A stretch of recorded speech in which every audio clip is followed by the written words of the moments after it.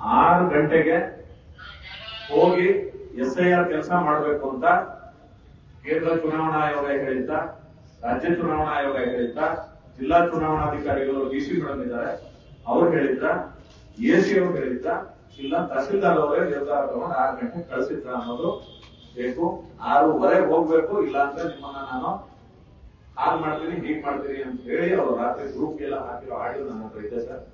ನಾವು ತಪ್ಪು ಯಾರು ಮಾಡಿದ್ದಾರೆ ಸರ್, ಅವ್ರಿಗೆ ಶಿಕ್ಷೆ ಆಗ್ಲೇಬೇಕು. ಅದಾಗದ ಹೊರತು ನಾವು ಹೋಗೋದಿಲ್ಲ.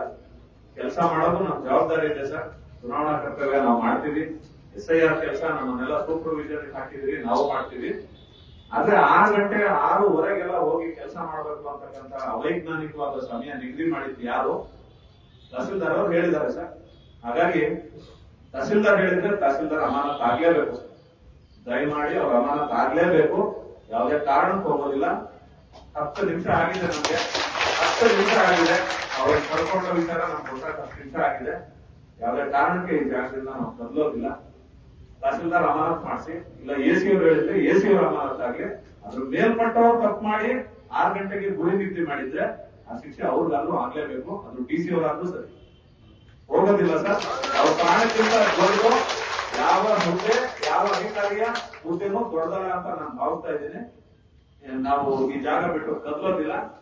ಇದಕ್ಕೆ ನ್ಯಾಯ ಸಿಗದೆ ಇದ್ರೆ ನಮ್ಮ ಸಂಘಟನೆಯಿಂದ ಈ ವಿಚಾರನ ಬೆಳಗ್ಗೆ ಇಡೀ ರಾಜ್ಯಾದ್ಯಂತ SIR ವರ್ಗನ ನಾವು ಮಾಡೋ SIR ವರ್ಗ ಸ್ಟಾಪ್ ಮಾಡುತ್ತೀವಿ. ಅವ್ರ ಶಿಕ್ಷೆ ಅಂತೂ ಆಗಬೇಕು ಸರ್. ಇದು ನಮ್ಮ ಆಗ್ರಹ ಇದೆ. ಅವ್ರ ಫ್ಯಾಮಿಲಿ ರಿಕ್ವೆಸ್ಟ್ ಮಾಡ್ತಾ ಇದೀವಿ. ಅವ್ರು ಒಪ್ಕೊಂಡ್ರೆ ಬಾಡಿನೂ ಇಲ್ಲೇ ಇಟ್ಕೊಂಡು ನಾವು ಕೂರೋದಿದ್ದೀವಿ ಸರ್. ಯಾವುದೇ ಕಾರಣಕ್ಕೂ ಇಲ್ಲಿರೋರು ಯಾರು ಕದಲೋದಿಲ್ಲ. ಅದನ್ನ DC ಮೇಡಮ್ ತಂದ್ಬಿಡಿ ಸರ್. ಇದಕ್ಕೆ ಮಾತ್ರ ನ್ಯಾಯ ಬೇಕೇ ಬೇಕು. ಆ ತಹಸೀಲ್ದಾರ್ ಬಂದು ಉತ್ತರ ಹೇಳಕ್ ಹೇಳಿ ಸರ್.